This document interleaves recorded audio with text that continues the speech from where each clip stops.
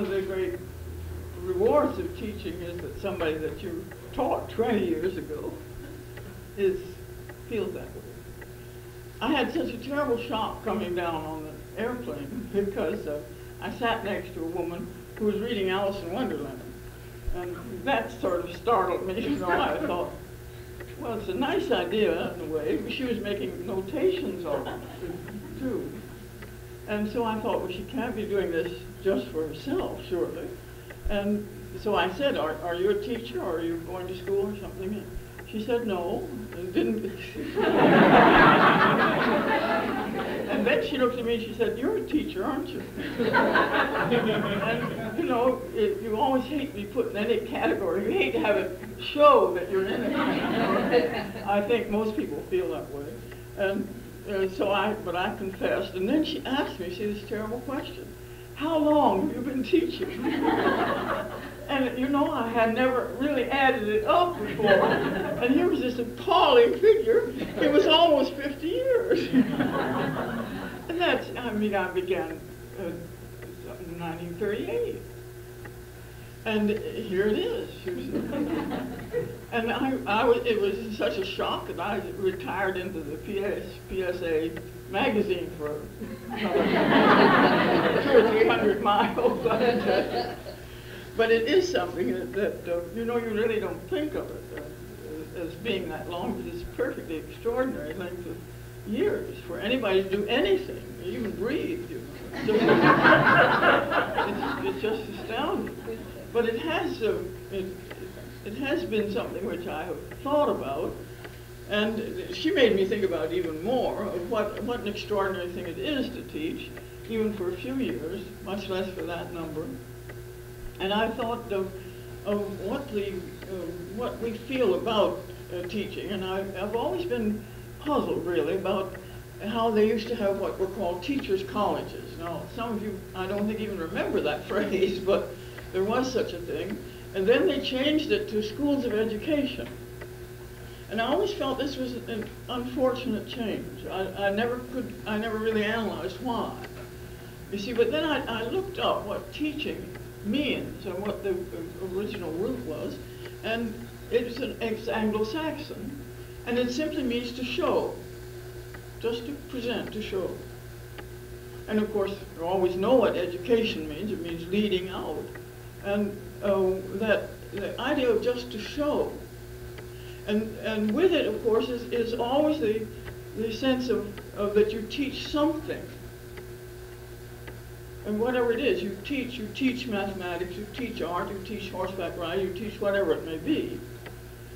But you teach that thing. But in the very use of the word education, you can't do that. You have to say you educate someone. Not that you can't say I educate mathematics, you see. You can't, that doesn't mean anything. Because what you're teaching has a kind of impersonal, eternal quality. And really quite eternal, you know. I was delighted one time to read in Xenophon that the way to bridle a horse. And it's exactly the way you have to bridle a horse. I mean, there's no monkey business. You can't go at a horse with a bit and say open, you know. And yet people do that. If you don't put your right arm up and hold the bridle by the top, and put the left hand under the bit, you'll never get a horse bridled that doesn't want to be bridled. It's fine if they want to be bridled, then you can do anything, of course, stand on your head and bite them over with a sugar cube. But it's not, if you have a horse that doesn't care too much, which is, say, 98% of horses in the world, about being bridled, that's the way you've got to do it. You can't do it otherwise, you see. But see, there was a piece of teaching that he was giving 2,500 years ago. And it was just as useful today, just as powerful, just as absolutely important.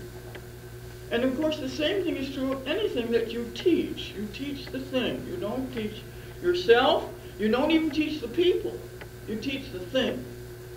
And if they learn it, that's good, you see. But if they don't, that doesn't matter. The thing is unchanged. The thing that you're teaching is unmodified, unchanged.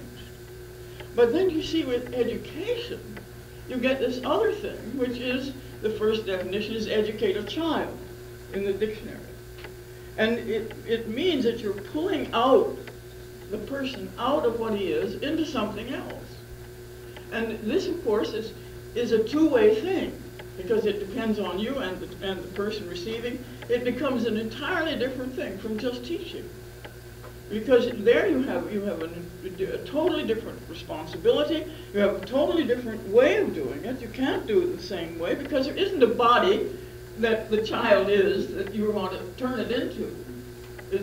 It's something which has to be mutual and has to be back and forth, and is just it's a unique experience. Education is unique, and teaching is general, wide and general, and it's teaching something which is beyond you and beyond the learner, and which is going to be there when you're gone and when the learner's gone. But when the person who is educated, there's no such body you can turn to educate, because you have always the problem of whom you're educating. And that makes all of the difference in the world. It makes all the difference in how you do it and everything else. Now, as people working in this general profession, of course, we do both. We have to do both. And we can, in a sense, we can emphasize one or the other, but we really are always doing both. And consequently, it's a very difficult profession. It's a very dangerous and difficult profession. One of the advantages of being ancient is that you change your mind, you know. You have, say, between 30 and 40, you think something, and between 40 and 50, you think, no, that's not it, I think something else.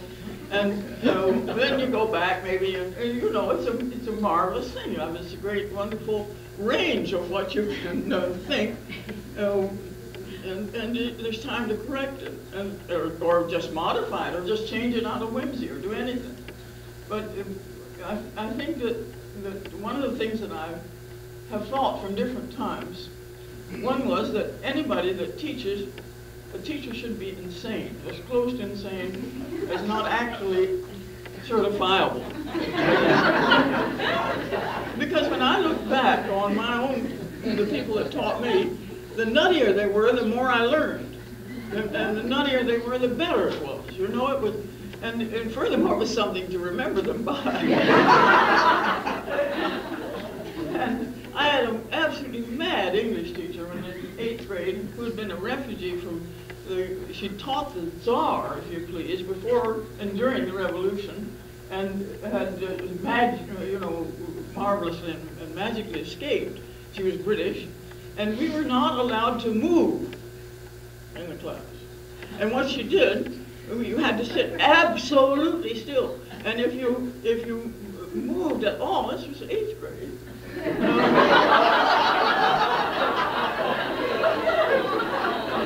She would fly into a temper, one of the most dramatic tempers I've ever seen. She would turn purple, and she wore clothes. She wore one of those high neck, things that people, and a huge white blouse and long skirt to the ground, and her hair in a pompadour. She was dressed easily 50 years before the time. And she would go into such a rage that the most recalcitrant, the most nervous, the most jumpy person remained still for the next 2 hours. You couldn't move. And then what she did was read us Chaucer in Old England.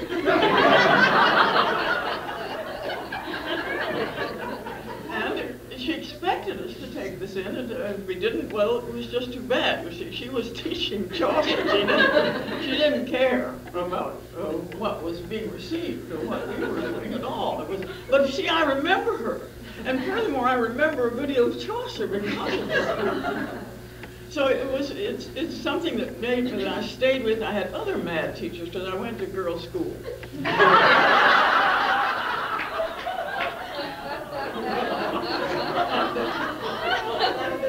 I think that since there were no men there, women could be as mad as they pleased. You know how that is. So it was. I had others to impress my girlish mind as well. But then I began to think that was not, that the teacher should be as sane as possible, just as really divinely sane as it was possible to be. And I thought that people maybe should never teach who want to teach. That to want to teach is already bad news, you see. It's bad. It shows that you have bad aspects to your nature that you want to teach. And so that people, perhaps who have to teach, they should have to do like the bishops in the early church. They had to say, non episcopari sum, you know, I am not a bishop. And that was while they were being ordained. They had to announce, I think they still do, don't they, have to say that, or something like it? I hope they do. I strongly suspect they don't. If they do, they're probably lying, as the bishops that I've known. So, they begin to say episcopari sum 2 years out of. So anyway, maybe the teacher should say that, you see. And then I think, because I think that it's an awful thing to say, I want to be something. I'm constantly haunted by students, you know, who say, I want to be a painter. They don't want to paint, they want to be a painter. And I want to be a writer. They don't want to write, they want to be a writer. And there's all the difference in the world, you see. And the one is sentimental and really actually fatal and usually based on something that has no ground at all. And the other is something which is genuine. So if you say, I want to be a teacher, you're probably thinking of summer vacations. You know, I mean, that's really true, isn't it? And if you say, I want to teach, you have something that you very much want other people to know about. And you want them, it's something which is valuable, something which is precious and valuable, and you want them to have this thing too. So it's a very different thing to say I want to be a teacher or I want to teach. But the whole thing is very difficult. You see, the whole thing is very dangerous. It's dangerous because you never know what you're teaching. You never know what you're educating. And I think that all teachers should always remember that Alexander the Great's tutor was Aristotle. And if anybody knows anything at all about Aristotle, they know something around the golden mean, nothing in excess, you know, all of this stuff. And so Alexander the Great dies of excess, dissipation, by the age of 33, and that takes a lot of doing. That takes a lot, particularly when you're doing a lot of physical exercises and core and things like that, that take up a lot of slack. If you have the time to be that dissipated, that drunk actually, and just plain dissipated, you know, you haven't paid much attention to your teacher. Now, you've got to realize that Aristotle must have been a marvelous teacher. I suppose you had him in your bibliography, you know, I mean, your bio-bib, or whatever you call it, taught by Aristotle. It's not a good thing. I mean, he obviously wasn't teaching, he wasn't educating, he wasn't teaching, he wasn't, goodness knows what he was doing. But anyway, and then you have this awful, my favorite example of a failed teacher is Seneca, you know, taught dear old Nero. And Seneca is the most austere creature that ever was, if you've ever read much of him or about him or anything. I mean, he was a genuine old-fashioned Roman in gravitas and in all those things. And then Nero becomes the name that everybody knows as simply awful, you know. I mean, really no good. And I don't think anyone defends Nero.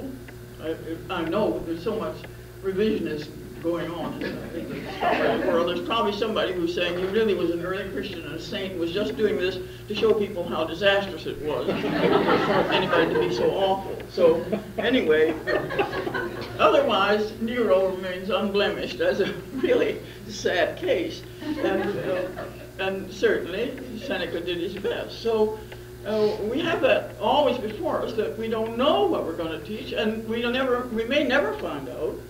I had an extraordinary experience just about a month or two ago. A friend of mine was down in Los Angeles, and she went to a big cocktail party and got talking to someone and said she was from Santa Cruz. And they said, oh, do you know, and this man said, do you know Mary Holmes? Oh, yes, I know her. And he said, his face changed. He said, she changed my life. And my friend Beverly, who has got her feet on the ground, said, how? He couldn't say anything. He just burbled and he said, she changed my life. And he was like, 40 years old. And she said, well, she thought she'd try another tack. And she said, well, what do you do now? How do you do? He said, I make pornographic underwear.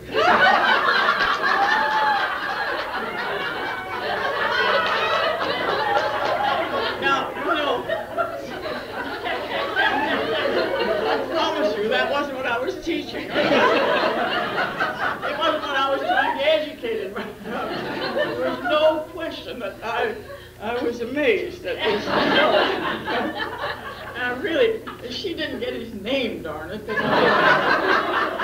She, of course, was so stunned and so tickled, but she couldn't even bother to ask him. She just hastened back to Santa Cruz and told me. So, but I'd like to write him a note. But anyway, it is a very dangerous profession if you keep at it long enough, or if you don't. I mean, the results are. You may see the results if you keep at it long enough. And otherwise, you suspect them. And the whole thing should always be approached with a great sense of the danger involved, the actual physical danger of the alterations that you may make in people that you had no intention to make at all. So instead of it being what most people think, you see, when they think, I want to be a teacher, they think, well, I've got nice vacations, and it's kind of undemanding, and it's, you can be sort of gentle and sweet and get along and not cutthroating and so on. The other dangers are just as great, and you've got always to remember this. Keep that in mind, that you're walking on tightrope, because you are trying to do these two things which are different. You're trying to teach, you're trying to educate. And it's a fortunate thing that people are educable. They are, and I think that the very first, inherent in the word, to lead out. What you lead out from is the self. You lead out from what you are, from the self, and into whatever it may be.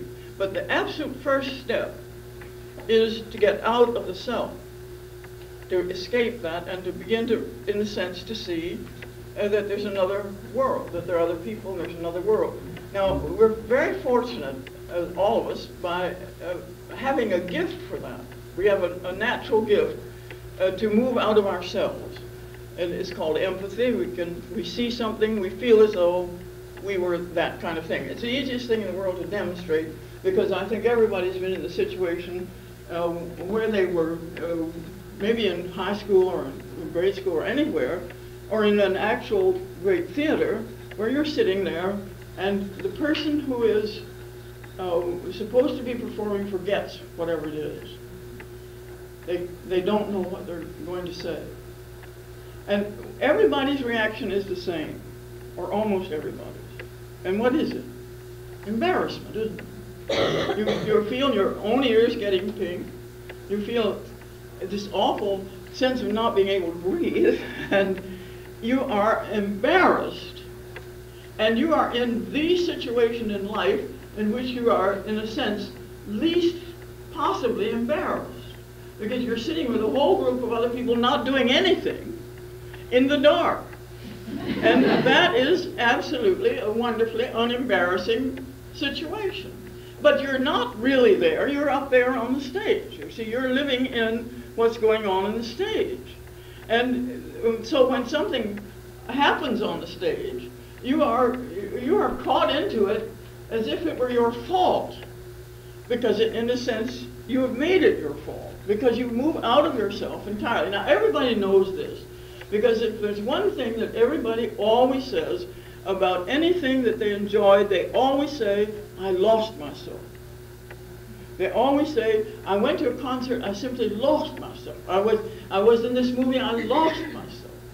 And it's a phrase which is used over and over. I lost any sense of time. I lost, in other words, your whole physical, actual self. You lose totally in any situation of enjoyment, doesn't matter what, any kind, you lose yourself. And then, of course, you also come back to yourself, because you always do, but yourself is different when you get back. And so that marvelous exchange in which you lose yourself in order to find yourself is the whole business of education. It's all this pulling of yourself out and then being able to go back. But now animals do that, there's no question about it. Animals understand empathic responses. You can do like this and they know what it means. And you can do any number, of course. All sheepdogs are guided entirely by the least kind of gesture, because they know what that means, both in terms of meaning, but they learned it by its empathic meaning, of how they knew what it meant to feel that way, and they felt it. Not with the self-consciousness that we do. But we have another funny, special, strange, absolutely unique gift that no one else has. And that is that we can do this empathizing into an absolutely abstract thing, like a word, like a picture. We can do that and nobody else can. The animals cannot do that. And yet all of us have this gift immediately, absolutely, as children. I always like to give an illustration of that, and some of you can see it maybe, because if I put this on the board, it's just a circle. I'll move that over. Can you see that? You come in the room, you say that's a circle, you don't think much of it. And I have to just make the least modification. And you know what it is, you see. I don't have to go on. And going on was just me doing that. Then I can go on like this. And when I finally get to this, and anybody, tiny child, you see, come in the room and say, cat. Any cat in the world can come in the room and never say cat. Never. I mean, it won't. Not only won't say cat, but it won't, you know, it's absolutely divinely indifferent to this representation of the cat. Now, why is that? It's because we have this extraordinary power that we can empathize and comprehend absolutely abstract forms. And we can lose ourselves again in them. And you have that, of course, over and over proved. It's a marvelous thing that when you read a scary book or you go to a scary movie, why do you hide, you know? when you're reading a scary book, now imagine anything, you're safe, you're on the 15th floor of a building in a quiet and pleasant town, and you're locked in your room, and it's light and nice, and you're reading this book, and you hear a funny noise on the window pane. And your hair stands up on the back of your neck, and you are frozen with fear. Because you're in the world of the book, where it's perfectly suitable to be frozen with fear, but you're in an actual world where it's absolutely unsuitable, you know. But nonetheless, of course, we do it. That's why they keep on being able to write those books, and we keep on buying them. Because we can have this marvelous experience, which is absolutely real, but in another world. So it's the reality of the abstract world that we turn into the real world with this marvelous gift that we have. And that is an education, you see, because we move out, we move into something else. And we have then a whole new comprehension. You see, I believe everybody in the room read Black Beauty. Is that true? Did you read Black Beauty, all of you? If not, you better be like the lady on the airplane and start over. Because you should read Black Beauty. And in that, you are a horse. You see, you are actually a horse. And you know what it is to suffer. You know what it is.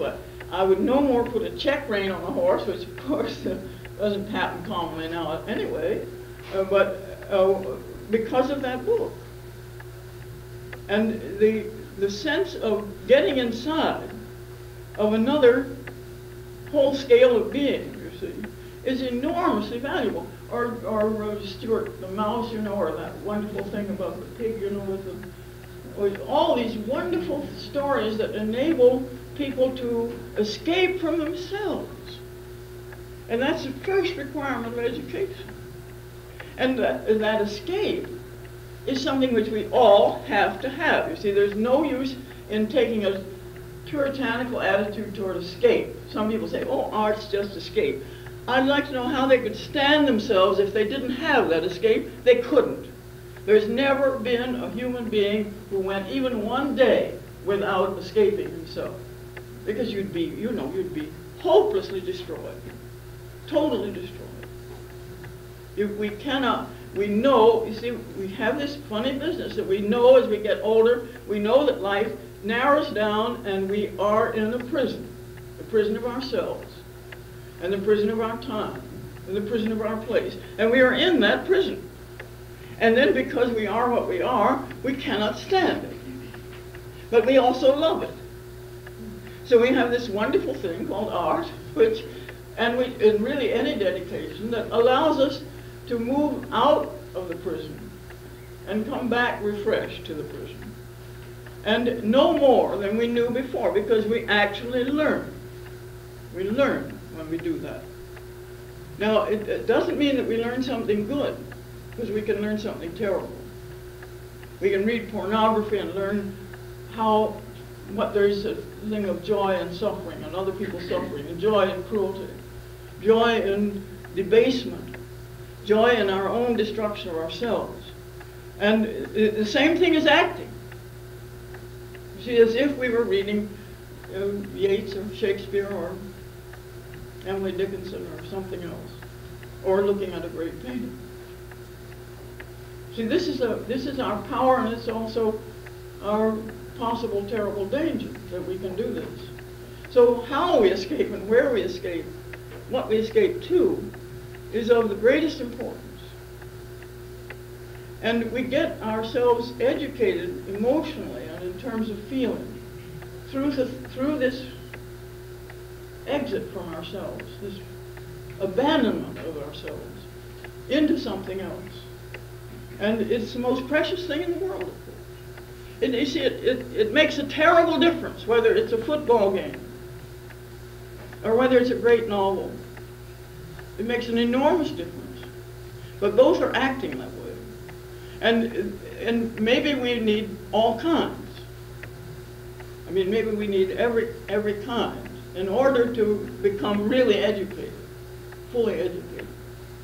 And again, this is only what I'm thinking now in my 70s, and I maybe thought the opposite. You should never have, I was never, thank God, like those people who wouldn't ever let their children read funny papers. You don't. I hope that's gone out. Has it gone out? I don't know. I know that some people pride themselves on not letting their children watch television. Well, television is terrible for the most part, and funny papers are idiotic for the most part. But it's still, it enriches, it educates, and it gives you a kind of thing to play off against, something that you can move. Knowing more about yourself through that, you can finally see it. And of course, everybody does that. I know that you all, when you were little, liked something. When you were adolescent, you maybe liked something and were swept away by it, and then you read it later and you thought, that's a bunch of silliness, And that's why, because you've been educated, you see, by this very act, so that your own self not only has escaped, but is returned wiser than it was. Now, you see, what can the teacher do in this? The teacher, I think, can enable you, actually give you the opportunity to escape into something which is valuable, to escape into something which really will enlarge your vision and humanize you, make you as great a human being as you can be, rather than the least human being that you can be. Now, I have some slides to show you, because I suppose one of the things which is most important about education is that it is a unique situation every time it occurs. And that the uniqueness, our own uniqueness, is one of the things which we have always to remember. Because, it's just astounding that there is no duplication. I believe that there are no two things alike in the entire world. I believe that. I don't think any man-made object, I think that's why we can find our cars in a parking lot. We don't know how they're different. And it is very subtle differences, aren't they? It doesn't have to be a squashed fender, which makes it a lot easier. But you begin to know the curve of the bumper. You begin to know, so you just see a little piece of it, that's my bumper, curved that way. And you see a little part of the top, yep, that's mine. And these things are very subtle, but they enable you, literally, your apprehension of them enables you to find the things. And their uniqueness seems absolutely, you think there's no such thing. They're not. Exactly as a number of people in the world today make us think that people are not unique. But they are. And at the same time, we're learning absolutely that every hair on your head is your hair, not anybody else's. And you can hang for it. And every cell of your body, not just your fingerprints, not just your voice print, not these obvious things, but your entire self is absolutely unique, has never occurred before and will never occur again. And that you always have to remember. But also, you see, you have to get out of that. And you have to see that this experience that you have, this experience which you learned from your teacher, developed from your teacher, is not unique, is unique, but is not unique. So that you have to become able, in a sense, to deal with that paradox. That it is your emotion, but that this emotion has been felt forever and a day. I think most of you have had this experience when you were little and read love poetry. And some way there was something calling to you in that. And then when you were an adolescent and fell in love, the poetry became a totally different thing. Now, do you remember that? It seemed to be written right for you, and often was written by you, so that it was it was an intense and personal thing. Though it might be a passage, say, from Sappho that had been forever and a day, So that body of experience is continuous, but your experience of the experience is unique. And one of the greatest things that any kind of education brings about is the recognition of our shared lives, our shared emotions, and the actuality of their being able to be at once absolutely ours and absolutely belonging to time, belonging to the whole world. And it's very hard to hold any kind of paradox like that in the mind, but you really have to do it, because it's the only way I think that you can ever educate or ever be educated, because it doesn't stop. So it doesn't really stop at all. Things still can educate you. I know I was educated only the last 2 weeks in the New Yorker by the wonderful articles on the training of dogs and horses. I don't know how many of you read those things. Weren't they marvelous? Absolutely marvelous. And as long as I've cared about horses and dogs and cats, to me it was an education to read it. Just the same, it pulled me out and then let me go back with a whole new richness about the very things that I cared a great deal about. And that happens all the time.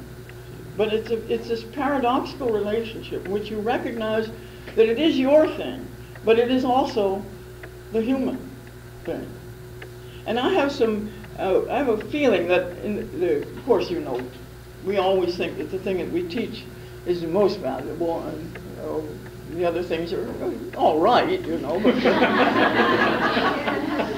including reading, writing, and arithmetic. You think, well, yes, I guess that's well, I suppose so. But what we teach is the thing. That's going to be the real thing. So I can't help feeling that the history of art is. Now, why do I think that? I'm going to justify it for a moment.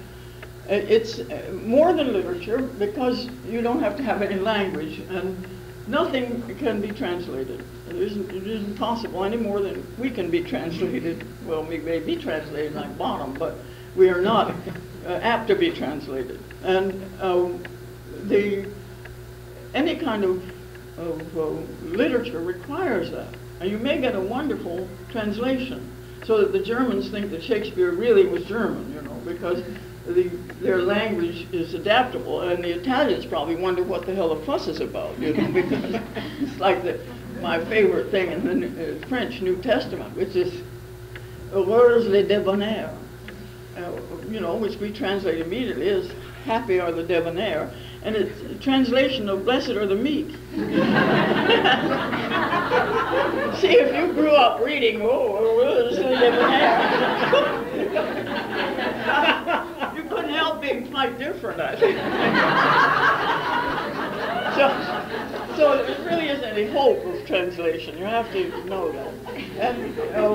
And other things have, you know, the other arts have, dance is lost. Much of drama requires translation. But the paintings and sculpture are right there.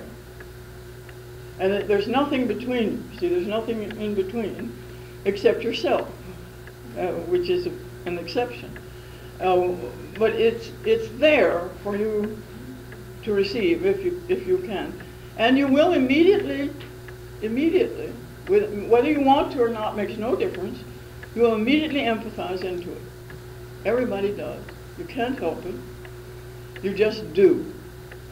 And then you learn what it is, because you are that thing while you're looking at it. And you learn all kinds of things through that. Let's look at some slides. One of the funny things, I suppose, that's most fascinating, I put this in just to make you recall. This is a painting by an unimportant person who painted this picture of Aristotle teaching Alexander the Great. So maybe you can work out from that why Alexander didn't learn. But maybe you can't. It's such a refreshing image of Aristotle, isn't it? You know, this sort of strapping, active young athlete with his curly hair. But anyway, let's look at the next one. You have to change it. Oh, I have the thing, yeah. I'm always doing this wrong. I have a... Yeah, there. See, one of the most astounding, one of the most difficult things for any of us ever to believe or to know is that there were real people living before us and in places where we don't know. And I think this picture of this piece of sculpture of Rahotep and Nefert, which is from Egypt, the very earliest time, the Old Kingdom, and that is toward the end, around 2,600 maybe, BC. Now, these people could walk right into the room dressed like this, and we wouldn't even notice, you know. We'd think, well, they're from Beverly Hills. Because the lady has a certain amount of jewelry that is rather prominently displayed. And she'd have to take her hand down, or you'd wonder, but otherwise, she's got on a, you know, perfectly acceptable garment and looks exactly like people you know. And so does he. He's something of a twerp, isn't he? You really and she isn't. He has a face that constantly reappears. And I'm sure that you're all thinking, oh, he looks like so-and-so, because he does. Because we have only this narrow range in which we can exist or appear. We have a narrow range in terms of what we can stand and a lack of oxygen, and what we can do with the tiny number of features we have on a very small area called our face. And they can only be arranged a certain way. The miracle is that even identical twins are not identical. And so here he is appearing 4,000 years ago and looking just like people we know. Oops, back. And there's another. Can that be sharpened a little bit? Because this is very, yeah, that's better. See, we know that the person who painted this looked at this actual person and that he actually lived. And when you see it as a tail close up, you see, you know, you feel what that is. You feel that kind of curious sobriety and seriousness that goes with this kind of face. You know, this kind of face is not a joke-telling face. It's an entirely different one. And you feel that. You feel that you know what that is. And it's an immediate apprehension, immediate experience of the thing. And these are all from the Ghent, all the piece. Everybody looks like a person and is. And furthermore, they look like a type. So they're both things, exactly as your experience is both things. That this is a unique experience, and it's absolutely unique. There's no way in the world any work of art can be reproduced at all satisfactorily. It is absolutely unique, but it's also large enough and general enough so that you have the conviction of the endurance of a certain type, of the endurance of a certain face, and of a certain life. This wonderfully fashionable lady, that detail in the face. You see, you know what that whole thing is. You know people like her, you know your experience is as if you really had met this person because you instantly flow into it. And if you allow yourself to do it. Now, one of the best things about showing people works of art by slides, which is always a distortion, is that at least they're in the dark, and they are therefore able to lose themselves into the thing, really quite readily. If they know that that's what they're supposed to do. They're not supposed simply to identify it, to say this was done by so-and-so at such and such, but to experience it. And this curious caginess, and that you can see, I think this is a wonderful painting to illustrate the fact that the word foxy has the meaning that it has now. It has there's something foxy about her face, which is at once sly and sexy. And it's a very strong feeling of that. Very curious. And with it a kind of timidity or startledness at her own self.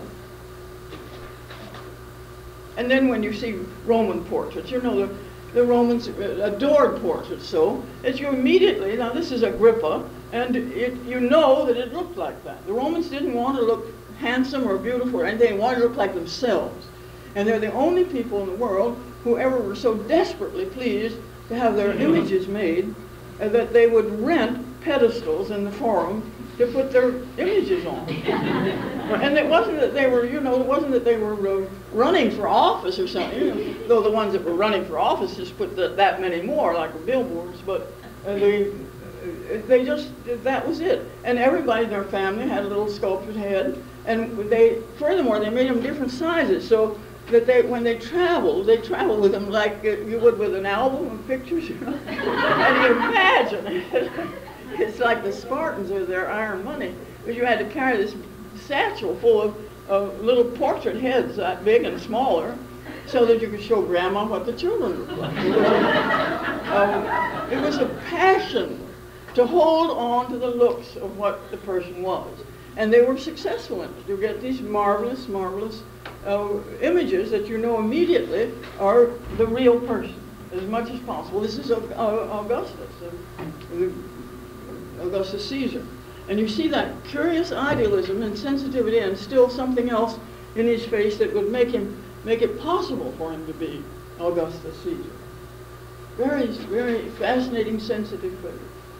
And I love to show this to people who ever sing in groups, and I know this morning that you sing in groups, and you know the faces that people make when they sing. And here, again from the Ghent piece, you have these faces that have been being made by people singing for hundreds of years. And this is testimony to it, you see. This is exactly what, that curious sort of sick look that some people have when they're singing. And other people very ardent. And you can almost hear, what they're singing. I'll bet you anything that she's an alto, don't you? She's this one. She can't. You never make that face if you're trying to sing high, or I want to sing low.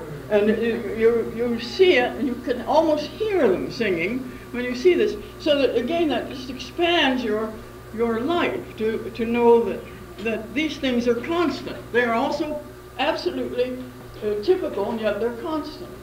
Now I want to show you a series of things of the same, paintings of the same subject matter, and this is the Madonna and Child, and you can see something else that the history of art can show you as nothing else can, because every work of art is always the result of choices. It can't be otherwise. You can't extrude art. You have to just make it. And anything that you make has to be based on a choice. You cannot make unless you choose. And you choose the size, you choose the medium, you choose, everything. You have to choose. And there's only one way to choose, and that's on value. You say, this is what I want, not the other.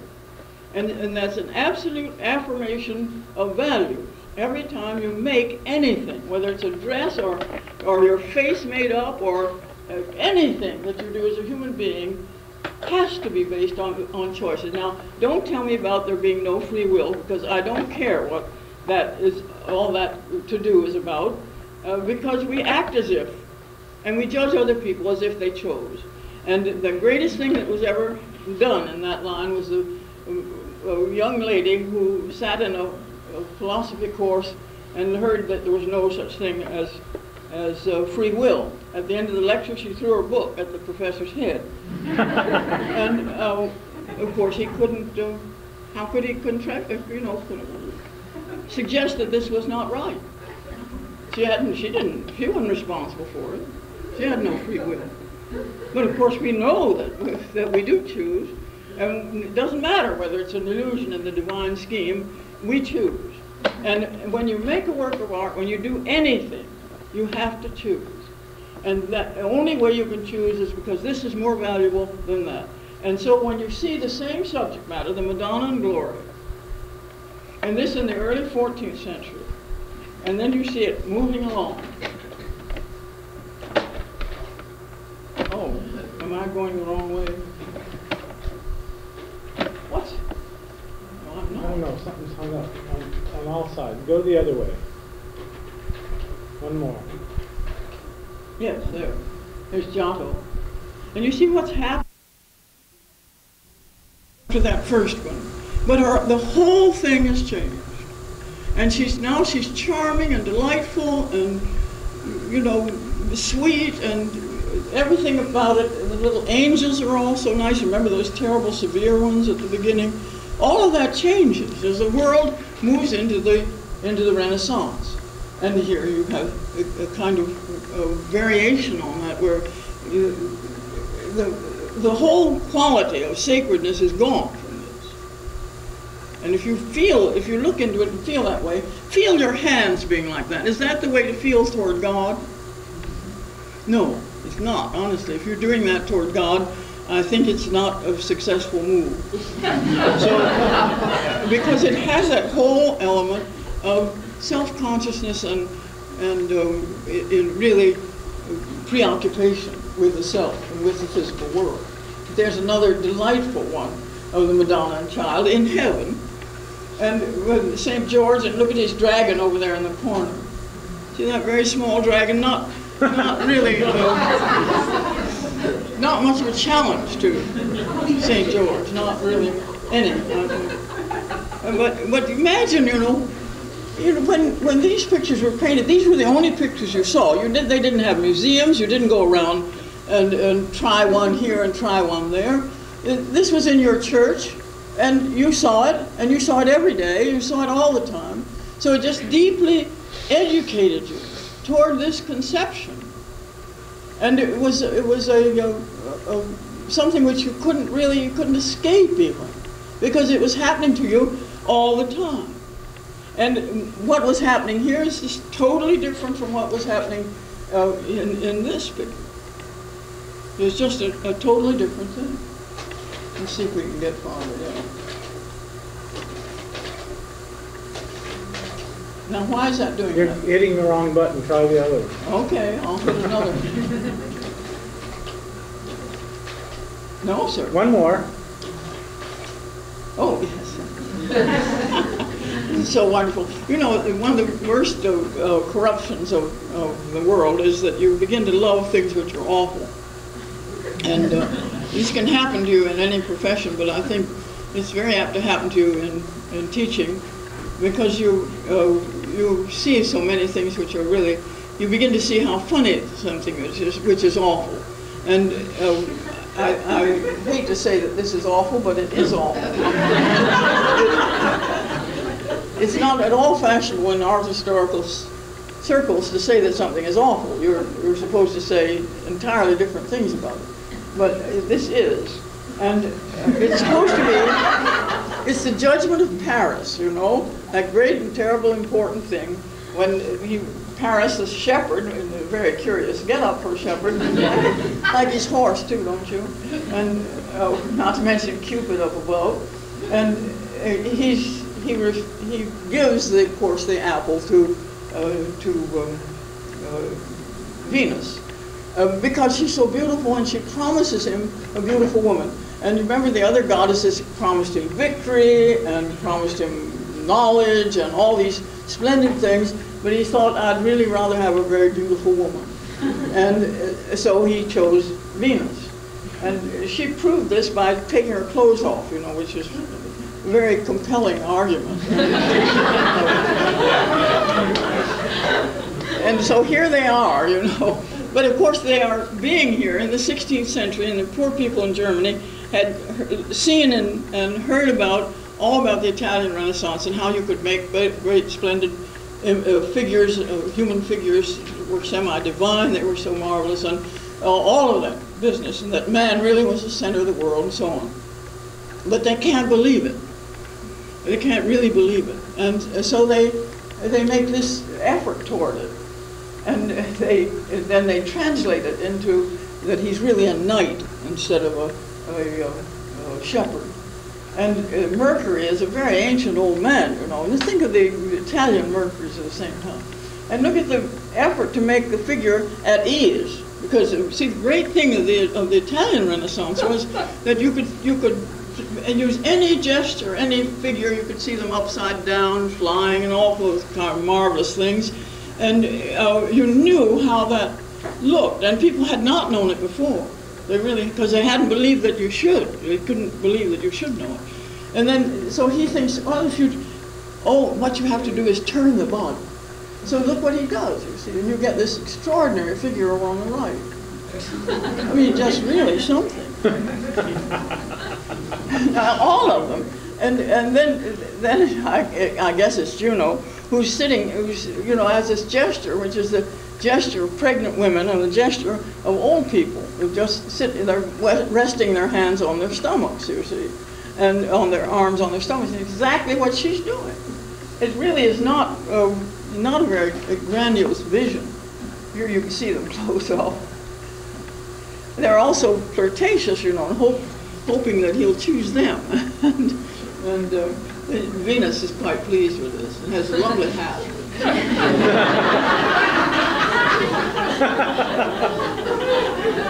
And she has, you know, such a marvelous expression, doesn't she?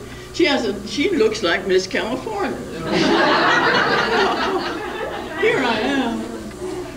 It's so great, you know. And then look at what only a few years later is Rubens with the same subject matter, and all of these wonderful, full, handsome but naked ladies. Nobody in the North ever was able to conceive of a nude. There's no nude painting. There are lots of naked ladies in the 17th century, but that concept of the ideal nude, it doesn't exist. And I have a dear friend who's convinced that it's because it's so cold. You couldn't get used to it, and you couldn't. It's like that great thing, you know, when Canova made this sculpture of Josephine, and she's nude to the waist, and somebody said, "How could you do that?" And she said, "He had a good stove." You see, it's probably true that the nude doesn't exist in the North because there's not enough good stoves. Anyway, these wonderful, and Paris has gone back to being a shepherd, Mercury's gone back to being a god, and Cupid is next to his mother. So it's a total change in the vision of man, in the vision of the world, in the vision of mythology, everything she has undergone in a short period of time, this enormous change. And this is the 17th century version of the judgment of Paris. And there comes Paris in from the right, and there are the goddesses. Juno with her peacock, and Athena, angry as could be, and Venus, of course, smirking away there. But what's happened in the 18th century? This is about the middle of the 18th century. And what's happened? People don't take this any kind of seriousness anymore. They don't take anything about it with any seriousness, because they're dominated by a feeling of reason, and the reason, of course, is clear out of the picture when you start talking about the judgment of gods and goddesses. It's just clear on out, so that you can have a lot of fun, but you really couldn't ever make a serious one. And then somebody comes along like Blake and can make a serious one, though again, now it's transformed really into a poetic statement and into a mystical statement. So that you see Mercury flying away is so different, and it's all the thing becomes a whole moral and a profoundly disturbing and moral image, not at all like what's gone on before. And then with the late 19th century, you have Renoir with the same subject matter, and just think of what has happened. And what's happened is what's happened everywhere, not just in art, but in everything. That's what it is, that the reality has changed. And here you have the sense of the fertility, the idea of a fertile and of a pagan world, idealized, but nonetheless exactly what it is.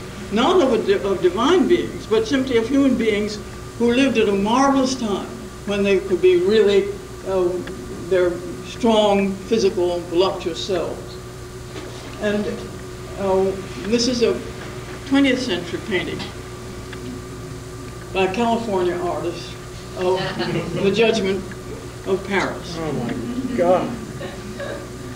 And you see, it tells you exactly what's going on everywhere. You don't have to look any farther, you know exactly.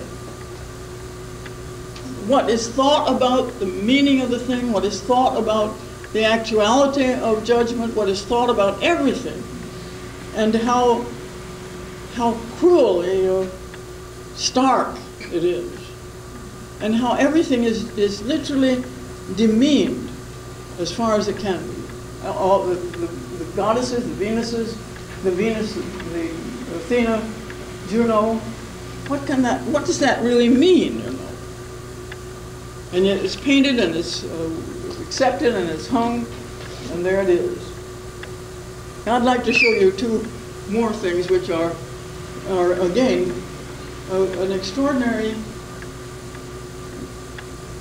illustration of the different meanings of the world. And this is part of what education is, to find and to know those different meanings. And I'll show you two things of the same subject matter, the crucifixion. They were painted only about 30 years apart, but they are as profoundly different as you could ask anything, two things to be. One of them is the Perugino, painted in Italy. You see, everything is clear. It is a world of absolute order, of wonderful, divine order, where the sky is blue, where the suffering is not great. Why not? Simply because it is known that this is for something, that the crucifixion is not just an event of suffering of a single person.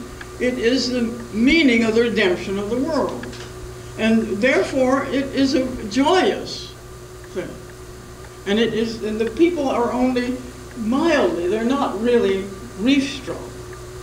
And then when you see the Grunewald painted in the north, you have exactly the opposite. This is a thing which forces you to know, empathically, you know the terrible weight of the body. You know the awful suffering of the people. You see the Virgin falls into the arms of St. John, she's just literally fainting in her agony. And the Magdalene is just overwrought. I mean, she's just hysterical. Her face is swollen with crying. Her eyes and nose are red. She's just completely given over to her own agony at the death of Christ. And then, of course, and you think, well, that's realism. But the figure on the right is St. John the Baptist, who, of course, is long dead. And he says, he will increase, I will diminish. And the Lamb. Another world. Another entirely different world. Of another.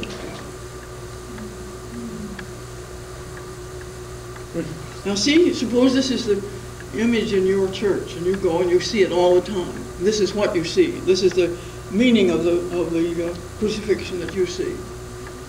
It's a matter of terrible, intense, unique, private suffering. And you can guess, of course, in which this was painted almost exactly the same time that Martin Luther put his theses on the door. Almost exactly the same year, as far as we can tell. Because it's the same world. Here's another nice, same change, in which you can see what can be an understanding of something and what is the opposite. This is the resurrection period of La Francesca. Again, that world is orderly. The world is a divine world. It's a world which is not, which contains us, but is not determined by us. And when you see this resurrection of Grunewald, you have the whole sense of the miraculous nature. The fact that he explodes from the tomb, and that all of the figures are thrown exactly as by an explosion. And he has become another thing. He's become a part of the world of the spirit. And then look at this marvelous, really provincial vision of the resurrection. It's so great, you know, because you feel absolutely this figure is going to get out of that grave, you know, and nothing's going to stop. I mean, it's so marvelous. There's more energetic rejection of death in that figure than in either of the others. And the people that are around are sleeping because they're just really such, you know, lunks. They're just hopeless idiots. And Christ has got to be about his business. And that's what his business is, resurrection. So it's an extraordinary change. It's a totally different world. And then one of the great things that looking at these things is that it can establish certain emotions, or can give us a vision of emotions that are very difficult to achieve. And while we can look at the thing, we can feel that emotion. And in this image of Buddha, there is such calm, such extraordinary transcendence over the world and over the ordinary experiences that we have, that you can't help feeling it, because you empathize into this and see what they've done with the human figure. It's not like any kind of ordinary figure. It's not like any that you ever saw, but it convinces us as a figure. And then one of the most beautiful and extraordinary images, this image of Buddha. And the image of Buddha was created out of a combination of the image of Apollo and the Indian figures that existed, very, very few, before the coming of Alexander. And there's no way in which you can find words. You see, this is what's so marvelous about the visual arts, that they don't require words, because you experience them, and the words, you cannot actually find words to say what this is, what this feels like when you look at it. There's no way to find those words, because they all contradict each other. There's kind of irony, there's an infinite sense of compassion or understanding, a feeling of remoteness. How you're going to combine compassion and absolute aloofness or remoteness, you know. We can't do it with words, but we can do it with an image. And in seeing that and experiencing it, there is an expansion of the self that allows you to know this. And here, this wonderful, one of my absolute favorite Madonnas of Child, because it's the most uncomfortable and most terrible that you could ever possibly imagine or paint. And see, the nice thing is that somebody, not only somebody, great numbers of people thought, oh, that's it. That's what we want. And I dare you to take which you've already done in your minds, not in your minds, but in your whole bodies, take the position that she has and tell me that she's a good mother.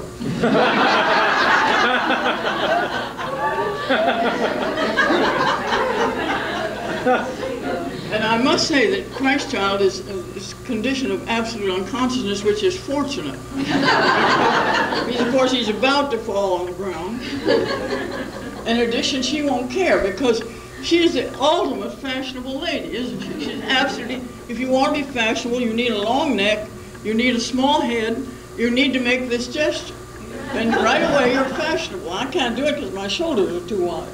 But if you have a long neck and a tiny head, you're well ahead toward being fashionable. Always, at any time. And here she is, the most fashionable and absolutely disinterested. And then the artist has made this even more extraordinary and set up all kinds of tensions because he's crammed. I never can remember how many people in that tiny space that's beside her. It's packed full of angels, one of which is something of a striptease artist, as you can see. And imagine now that this is in your chapel, and this is the picture you come to every day, 2 or 3 times a day, to get an idea of what the Madonna, not to get it, but because you can't help getting it. And then what would be the result of that? And then the power to see something which is just wonderfully like a cream puff. I mean, so much of French painting is heureuse et debonaire. You see, she's really wonderfully heureuse and extremely debonair. So it has that charm and that quality. And it's opposite of this, where you see the terror of life. This is really, I suppose, one of the worst images of the crucifixion or the coming of the crucifixion, where Christ is simply surrounded by the most awful people that you can imagine, and he's lost, you see, in the center of that. He's lost under the terrible weight of the cross. And then everybody else, they're all there to see the sport. And they're all, look at the repentant thief down on the right and the unrepentant thief, getting help from these terrible priests. I have a detail of that, you see. Everybody is just so awful.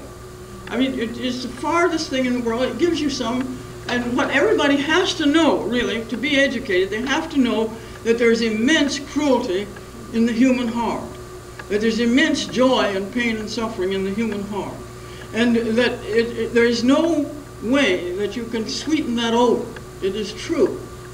And when you see this shown really before you, this kind of sniveling, creepy cruelty and meanness of spirit in everybody except the Christ, who's absolutely helpless there. Here's another, also by Bosch. The last years in his life, you see, were very different from his earlier painting. And here again, you have the joy of cruelty and the helplessness of virtue, the helplessness of the good. That the good is actually the prey of what is powerful, what is armored, what is evil, enjoying, happy in it. And one of the things which you can see in this is that the terribleness of loss of the beloved. And the sense of this as being dead, the quality of absolute hopeless death of this figure, the rigidity of the body, and when you see what you experience when you experience this, and I hate to even speak in front of it, but you know something about the depth of grief over loss. It's so great that it doesn't show in the face. It shows in the gesture, in the touching of the head, and in the absolute desolation of the Madonna. The absolute desolation of the mother at the death of the son. So for looking at this, you can feel it. You can know it. And there's no better way to train you in the depth of emotion, than to be able to experience it in this sense. So that when you have to experience it in the world, you have, in a sense, already experienced it. And you can then give yourself to it totally, that you can really know what that means, to lose something that you love. And then you can love, in this painting of Rembrandt's, I suppose the most difficult thing that we ever can learn as human beings, and most of us never can learn it at all. We never learn it as long as we live, and that is forgiveness. We cannot, it's one of the most difficult things in the world, to forgive and to accept forgiveness. And when you look at this extraordinary and difficult story of the prodigal son, nothing could be more perplexing and more distressing than the story of the prodigal son, because you remember, he only returned to his father because things had gotten so terrible that he thought, the servants in my father's house are much better off than this. I'll just go back and be a servant. And he goes back and is forgiven and given the place of honor, and the fatted calf is killed. And the brother, who was always there, wonders. But because he can't understand forgiveness any more than the rest of us can. But the father understands it, and the son understands it. And when you see a detail of the son, and you see that is a forgiven head. The way it lies against his father, it is a forgiven head. And the hands forgive him. And if you enter into that and you live it, even for a short time, you at least have a vision of forgiveness. You may never achieve forgiveness yourself, but you have the vision of it. Thank you very much.